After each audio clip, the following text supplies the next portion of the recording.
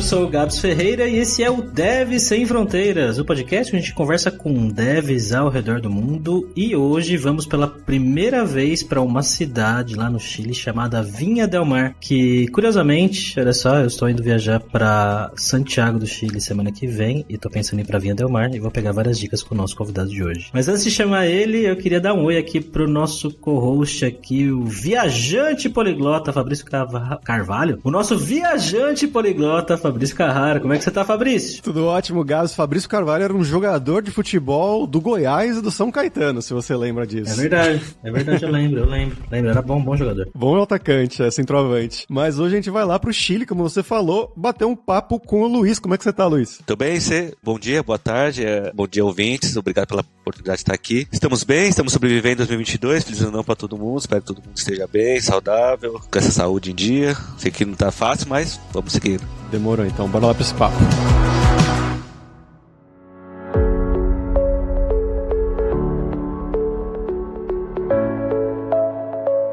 Bom, Luiz, pra gente começar como sempre aqui, né, eu quero perguntar um pouquinho mais sobre você. Então conta pra gente, pros nossos ouvintes, de onde que você é do Brasil, o que você estudou, o que você fez de trabalho, né, um passo a passo mais ou menos da sua carreira até chegar aí no Chile. Eu comecei minha formação em matemática, eu fiz matemática aqui na USP de São Paulo, eu nasci aqui em São Paulo, sempre morei aqui, com exceção do Chile agora. Fiz inteligência de negócio como pós, mas toda a minha experiência profissional foi em banco e na área de dados. Eu sempre trabalhei bastante com dados, com SAS, com SQL, e tanto que foi a porta de entrada para experiências no exterior. Hoje eu trabalho no Chile como consultor em um banco americano. Então, por mais que eu trabalhe no Chile, mas meu cliente fica nos Estados Unidos. Então, eu trabalho numa empresa indiana, tenho diversas pessoas de diversos países, a cultura é bem diversificada dentro da empresa, mas nosso principal cliente está nos Estados Unidos. Essa é a minha situação hoje. Essa vaga que eu tenho hoje, eu encontrei pelo LinkedIn, então me abordaram e aí foi bastante conversas, foi um processo um pouco até amoroso para trabalhar no exterior, mas correu tudo certo. Hoje o mercado aqui no Chile está bem aquecido e foi uma aventura assim grande vir para cá. Foi meio do nada assim, eles te acharam e vocês foram bater nesse papo, mas você tinha esse sonho de trabalhar fora ou foi simplesmente uma oportunidade aleatória? Sim, eu sempre tive esse sonho de trabalhar fora. Eu trabalhava no Santander e aí eu estava pensando em ter uma experiência no interior, que eu acho interessante, a experiência de você ter diversas culturas, tanto que eu acho que um dos aprendizados para você ser gestor de pessoas hoje é você aceitar diferentes pessoas, diferentes culturas. Eu acho que trabalho no exterior é um aprendizado bastante. Para essa experiência específica, eles me abordaram no LinkedIn, tive alguns processos seletivos e é um processo que durou bastante e foi meio complicado porque no meio do processo, como ele demorou bastante em princípio, eu já tinha desencanado e eu fui estudar fora, eu fui para os Estados Unidos, fiquei um mês estudando lá e um mês passeando. Quando eu voltei, retomei esse processo e aí consegui passar, mas basicamente me abordaram no LinkedIn. Uma das coisas que é bem interessante no LinkedIn, que você pode colocar seu perfil em português, seu perfil em inglês, com diversos idiomas, e abordaram o LinkedIn, porque, se não me engano, tinha procurado por SQL, quem sabia lá de SQL. Chegaram na minha pessoa, eu fiz algumas provas, fiz alguns testes, passei no SQL e fui pra lá. Abordaram meus chefes anteriores, meus gestores, para ter indicações, para ter experiências anteriores, para saber realmente se o que tá no LinkedIn era de verdade, mas basicamente tudo foi processo pelo LinkedIn.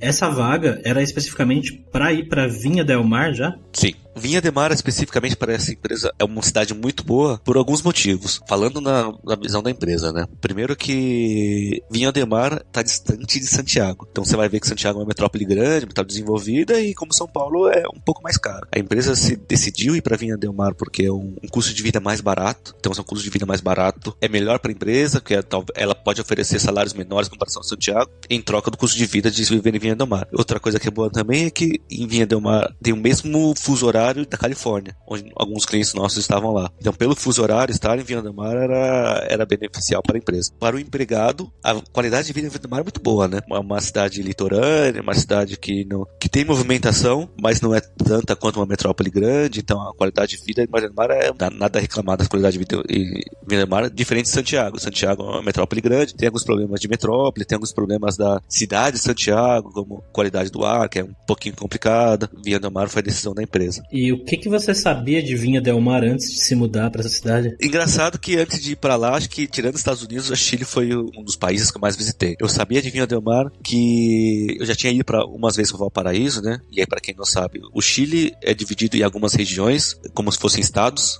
Valparaíso é uma delas. E aí dentro de Valparaíso, como se fosse o estado de Valparaíso, tem algumas cidades. E aí Viña del Mar é uma cidade. Dentro de Valparaíso, região, existe a cidade de Valparaíso. E eu já tinha visitado Valparaíso e Viña del Mar como turista. Eu tinha achado bonito, curioso, frio, mas muito bonito. E aí eu fui pra lá pra conhecer como é morar numa cidade litorânea. A minha namorada sempre teve a vontade de morar na praia, sempre teve essa curiosidade, então você decidiu, vamos pra lá, então vamos experimentar. A gente foi, como agora a gente trabalha no regime home office, a gente passa a maior parte do tempo lá. A gente tem casa no Brasil, a gente vem alguns dias por ano pra ver como é que estão as coisas aqui, volta pra lá e fica por lá. E o processo de mudança, como que foi, cara, pra encontrar um lugar pra morar em Viña del Mar? Foi tranquilo o processo, assim. A empresa me preparou antes de levar pra lá. Ela passou alguns detalhes do tipo, qual que é o preço médio de aluguel, qual que é o preço médio de alimentação, qual que é o preço médio de refeição. Então, chegando lá, eu já tinha uma expectativa de custo, já estava procurando. E antes disso, o que é bom você fazer é procurar aonde é que você vai morar, nas regiões. Porque, por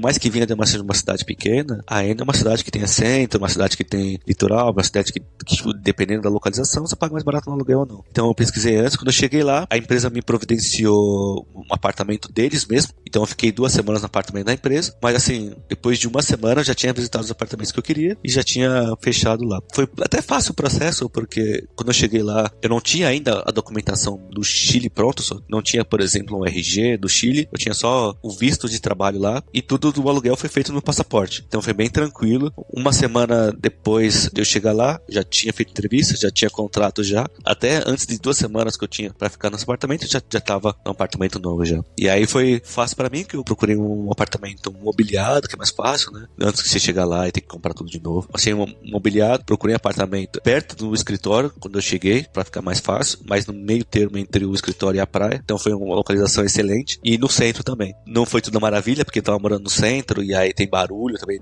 do centro. Como tá no centro é um pouco mais caro, mas em benefício era perto da empresa e no centro tem acesso a tudo andando. Quantas horas que dá de Santiago? 1h30, 1h40 de ônibus ou de carro, assim. Não é tão longe assim. Ah, pertinho. Não é tão pequeno assim. Eu vi que tem aqui 300 e poucos mil habitantes. Sim, não é tão pequeno não, mas comparado a São Paulo, uma metrópole tão grande sim, assim, sim. Tudo é pequeno. Como é que é o verão aí? Porque eu ouvi falar de muitas pessoas que vão pro Chile, ou mesmo no Peru até, que falam que costuma ser um pouco mais frio que o Brasil e que a água do Pacífico é gelada.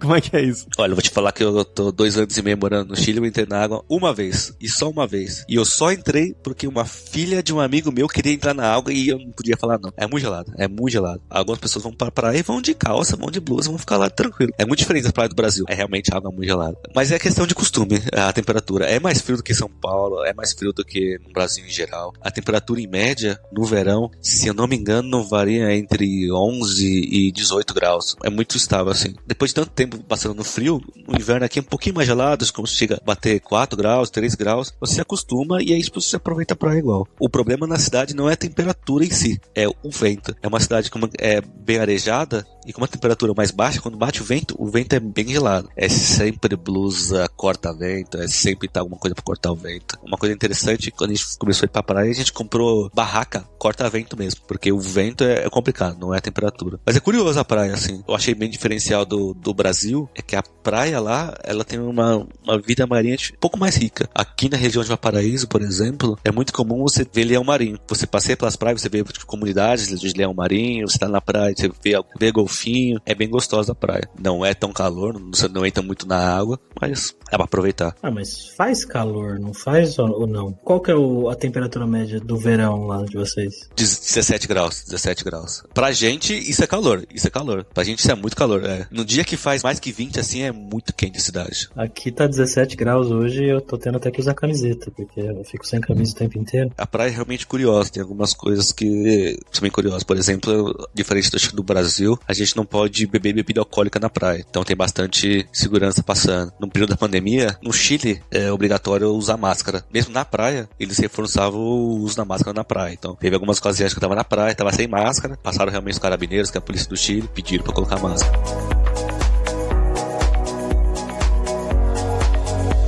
Como é que foi o processo de adaptação aí, Luiz? Uma coisa é você visitar o Chile, né? Você falou que você visitou várias vezes, mas e morar aí no dia a dia? Como é que foi o início? Foi um processo, assim, foi tranquilo no começo. Antes de vir pro Chile, eu fiz um curso no exterior. Eu fiquei numa cidade que chama Worcester. No final da minha viagem, eu fiquei, acho que 2 semanas numa cidade em Ohio que chama Worcester. E eu passei o inverno lá, onde fazia, tipo, menos 20 graus. Cara, menos 20 graus é muito frio. E aí, quando eu mudei pro Chile, eu falei assim, a temperatura tava razoável. Então, me adaptar à temperatura foi tranquilo. O que não foi tranquilo foi minha adaptação à língua espanhola do Chile. Porque, quando eu trabalhei no Santander, tinha contato com o pessoal de Espanha, então eu tinha que falar espanhol semanalmente, diariamente. Então já tinha um contato com a língua espanhola e pra mim era tranquilo. Por mais que na empresa que eu trabalhava era inglês, na rua eu falava espanhol porque era Chile, né? Só que o espanhol do Chile é bem diferente do que outros espanhóis. Tem muito modismo, eles juntam vogais, juntam palavras, então foi uma das coisas mais difíceis de se adaptar. Não foi complicado, o espanhol é parecido com o português, mas mesmo assim, cara, acordar de manhã e você pegar o elevador e aí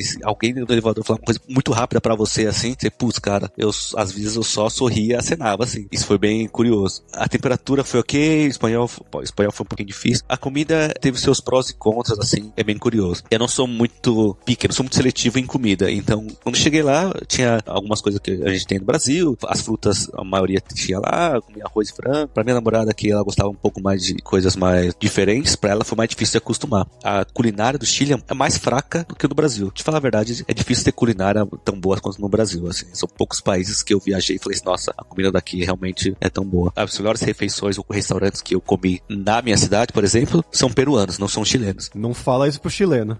Não, eu falo assim, uma coisa que é muito, muito curiosa do Chile, que eu nunca imaginei que isso ia acontecer, eles são muito fascinados em abacate, eles chamam de pauta. Eles são fascinados por causa disso. Toda refeição, em todo tipo de comida, tem abacate, que eles chamam pauta. Então, por exemplo, a primeira semana que eu tava lá, eu falei assim, eu vou no Safe aqui, eu vou num restaurante aqui que eu conheço, McDonald's. Fui lá no McDonald's, pedi um sanduíche lá italiano, tinha abacate dentro. Pizza, tinha abacate dentro. Pizza famosa é abacate com camarão. Era muito comum, por exemplo, eu sair de manhã e aí vendo o pessoal, tipo, de comendo, tipo, uma coisa simples pra ele, que eles pegam, tipo, o pão, abre o pão, pega abacate, põe abacate dentro e manda ver, assim. Literalmente abacate em tudo. No sushi tinha abacate, gohan tinha abacate. É muito curioso, assim. É um fascínio que eu não esperava. Eu não sabia disso, eu vou gostar, porque eu gosto bastante de abacate. Mas eu tinha ouvido falar mesmo, minha esposa falou pra mim que tá dando uma pesquisada em coisas daí, que a culinária peruana deles é muito boa. Eu não sei se de verdade, assim, é o Ministério da Saúde que bateu bastante a comida do Brasil, que é bastante salgado, mas a comida chilena, por exemplo, não tem muito sal. E eu falo do Ministério da Saúde porque o Ministério da Saúde aqui é bem forte. Tanto que, diferente dos outros países, quando você vai comprar alguma coisa no mercado, ele tem, fora da embalagem, adesivos que mostram os maléficos, as coisas más das coisas. Por exemplo, se você comprar uma bolacha, tá um adesivo preto lá escrito, ó, muita caloria, açúcar, não sei o que lá. Outra curiosidade também é que no Chile, para produtos infantis, alimentícios, é proibido você utilizar como marketing animais. Então, por exemplo, o sucrilhos Kellogg's, que tem um tigre, que é a identidade da marca, no Chile você não encontra o tigre. No Cheetos, por exemplo, que tem o tigre, o Cheetos do tigre não tem um tigre. Então, é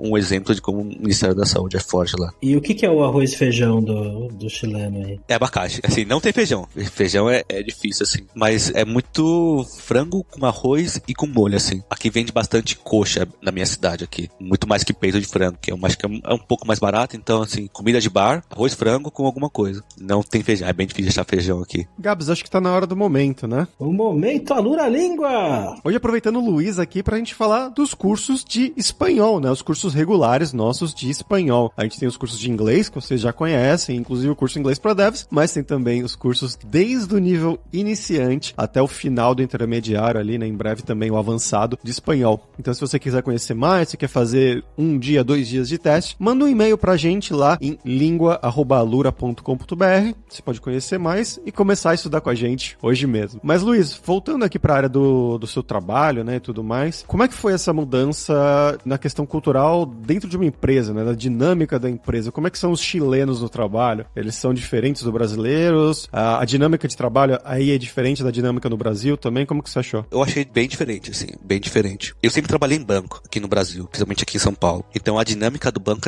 é muito rápida, rotatividade assim muito alta, entrega atrás de entrega, batendo resultado e fazendo fora da caixa. Eu costumo falar que quando você é um pleno no banco, você atuava como sênior porque você quer crescer, é esperado que você trabalhe muito mais. A minha namorada hoje trabalha em banco, então ela trabalha mais que 8 horas por dia. É pegada, assim, é alta rotatividade de trabalho. No Chile eu não encontrei isso. No Chile eu encontrei mais trabalho direcionado a objetivos e metas. Então a gente tinha as metas, a gente tinha nossos objetivos, a gente podia fazer realmente extra, é totalmente tranquilo. Não tinha uma pressão tão grande a entregar mais do que esperado ou entregar mais que os seus parceiros. Foi muito diferente esse tom. Eu achei muito parecido aos Estados Unidos. O meu cliente nos Estados Unidos, eu tinha contato direto com ele, a gente trabalhava junto, e eu vi que, por exemplo, não tinha essa vontade tão grande de crescer rápido na carreira. Não sei se talvez pelo mercado de trabalho menos competitivo e mais aberto, com mais vantagem, talvez isso desacelere o pessoal,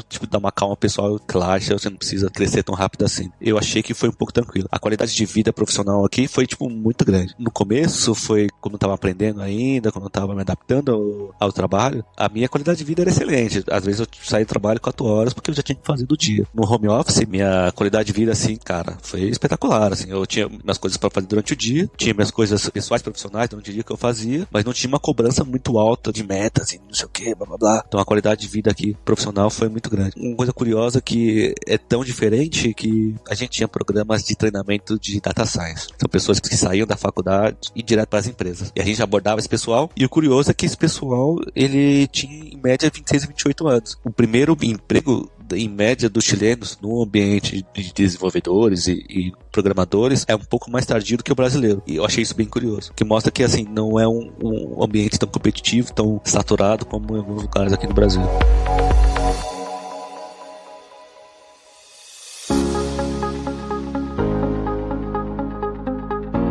O que é que tem de legal pra fazer em Vinha del Mar, Luiz? Agora é a parte que eu vou aproveitar você pra pegar dicas pra minha viagem. Olha, lugares turísticos tem alguns, assim, não são muitos. Então, por exemplo, aqui perto tem as dunas de Con, que é um morro gigantesco, assim, de areia, onde as pessoas vão pra tomar alguma coisa, ver o pôr do sol. Tem alguns bares próximo da praia, dentro da areia mesmo. E em Valparaíso, por exemplo, é uma cidade muito cultural. Acho que, se não me engano, o Pablo Neruda tem casa lá. Então, a cultura em Valparaíso, assim, é espetacular, assim. Onde você vai, tem arte, tem museu, tem não sei o que. Isso é bem bom. A qualidade de vida aqui é muito boa, assim. Pra mim, é a melhor coisa de Vinha del Mar. Então, você vir pra cá, você comer, ficar na praia, ficar tranquilo, é bem boa. Pra que fazer, eu mencionei antes, assim, uma das principais atividades que eu fiz, que eu mais gostei, é visitar Vinha, assim. Então, por exemplo, eu já fiz 2 eventos em Vinha, que um deles a gente fez um piquenique, e aí o piquenique todo providenciado pela Vinha, então tinha alimentação, tinha todas as bebidas. Outro evento também, onde você pode alugar a bicicleta e passear durante a vinha para conhecer o vinho e tal, não sei o que.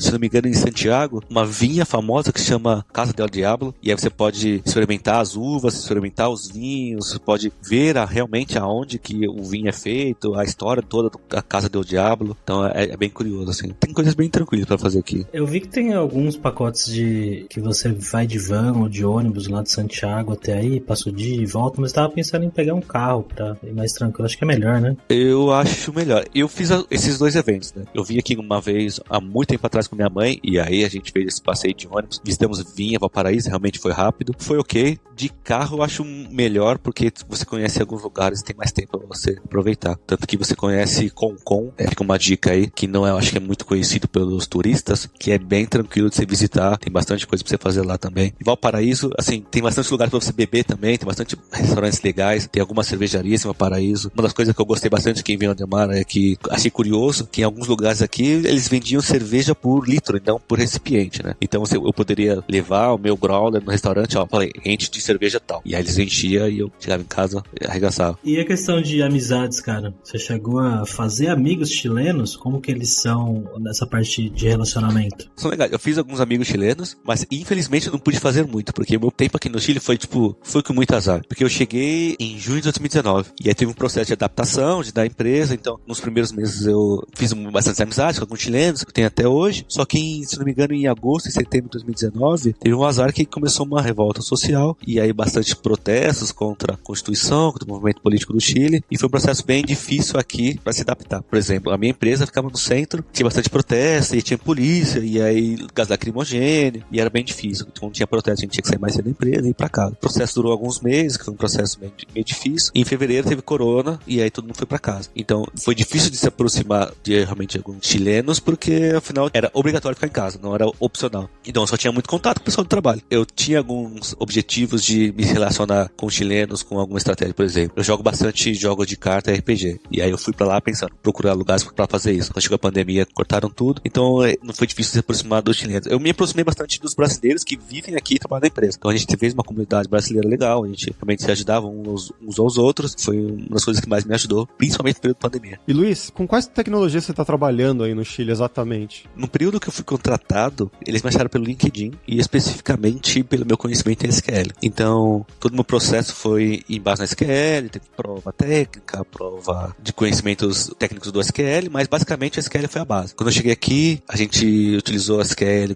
no cliente e basicamente foi isso. Hoje é um pouco mais desenvolvido. Hoje a gente realizou alguns treinamentos internos em R Python e hoje que a gente pede na empresa. R Python agora são essenciais. Fora Agile. Agile, assim, é primordial para entrar na empresa. Assim. Então, basicamente, esse é a base. A gente, para trabalhar no cliente específico, a gente trabalha de acordo com o sistema do cliente, né? Como a gente trabalha como consultor, a gente se adapta à tecnologia do cliente. Mas mesmo internamente, todos os projetos são no GitHub, são R Python, primordial, e a gente, dependendo do ano, a gente tem uma especificidade na Techniquez. Por exemplo, no passado foi linguagem natural. Então, a gente focou nesse linguagem natural, diversos projetos de linguagem natural, chatbot, sentimento análise, então a gente focou bastante nisso daí. Esse ano a gente não sabe muito bem ainda, estamos focando nas metas, mas estamos nesse processo. Eu prevejo que ano que vem a gente vai estar bastante orientado a cloud, a gente vai ter bastante tecnologia cloud no ano que vem, a gente vai entrar nesse mundo para prover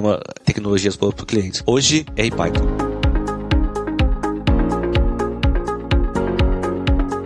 E Luiz, agora vamos falar sobre dinheiro, cara. Eu queria que você contasse um pouco como que é o custo de vida aí em Vinha del Mar, o que é caro, o que é barato, aluguel, comida e tudo mais. Vou começar pelas coisas boas, coisas baratas. Tecnologia. Coisas eletrônicas, a gente paga menos imposto em trazendo do que o Brasil. Então, celulares, computadores, tudo que é tecnologia aqui é um pouco mais barato que o Brasil. Videogame, televisão é muito barato aqui. Carros são baratos aqui, muito mais barato que no Brasil. São coisas bem diferenciais aqui. Coisas caras aqui, aluguel e alimentação. O aluguel aqui é mais caro que o Brasil. Santiago é bem caro. É normal você pagar R$4.000 no aluguel mensal em Santiago. É um problema que a gente está enfrentando. E alguns produtos de alimentação. Porque assim, na situação que a gente vive no Brasil, o real é uma moeda desvalorizada. Então é difícil você comparar com o real e falar assim, nossa, isso aqui é barato. Quando eu cheguei aqui, a refeição já era um pouco mais cara do que no Brasil. É curioso a faixa de preço. Assim,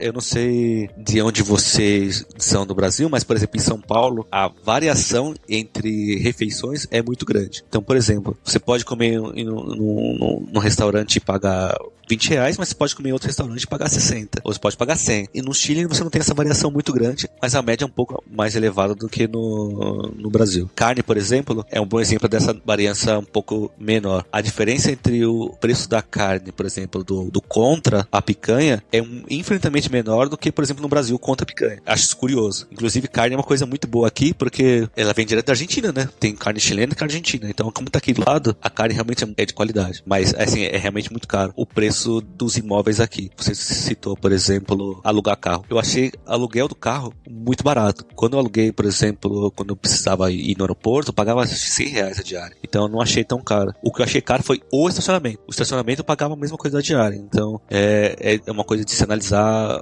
onde vai guardar o carro aí.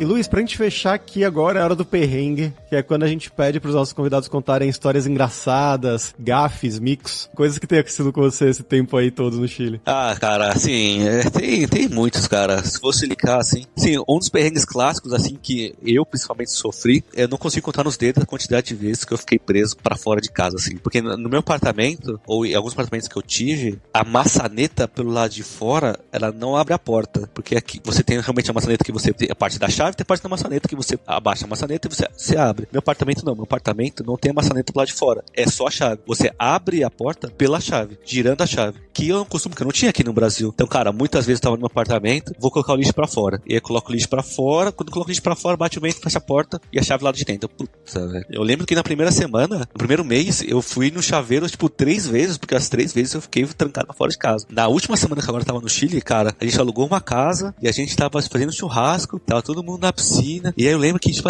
nesse dia a gente tinha que voltar pra Vinha, que tava ali em Marcha, a gente fez um churrasco com todos os amigos, tava na piscina e tal, não sei o que, uma casa alugada.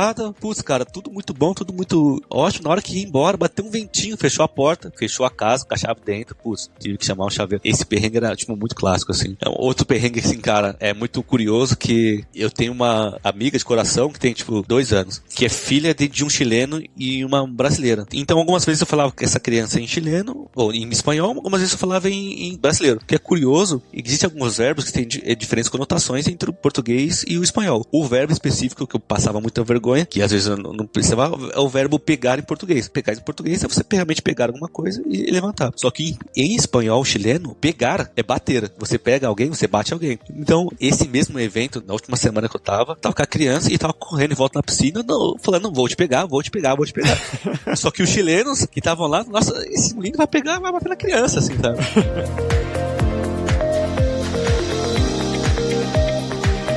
Luiz, muito obrigado, cara, pelo seu tempo, pelo episódio aqui. Foi muito legal as histórias. E você quer divulgar alguma coisa? Não, eu tenho o LinkedIn, se alguém ouvinte quiser me adicionar, é luiz.luceno87, se não me engano. Eu posto algumas coisas num blog meu, estou postando cada vez mais ligadas a, por exemplo, a análise de dados, alguma coisa assim. Nada mais que isso. E obrigado pelo convite. E assim que tiver mais informações, se vocês quiserem tirar dúvidas sobre Chile, sobre Viña del Mar, só me mandar um e-mail, uma mensagem que nós estamos aí.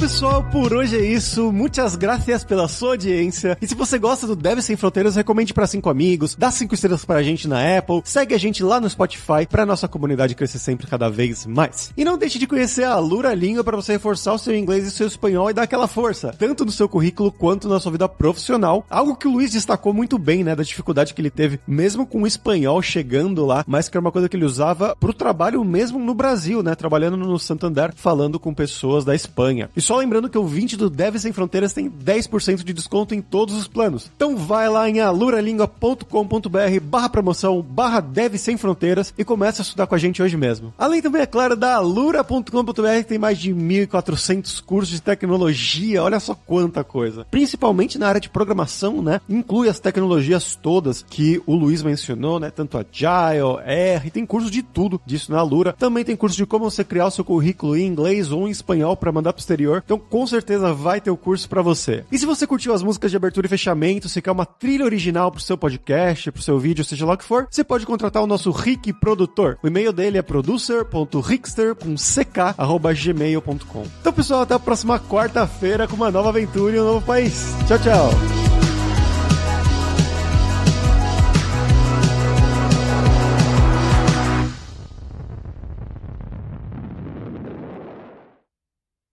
Este podcast foi editado por Radiofobia, podcast e multimídia.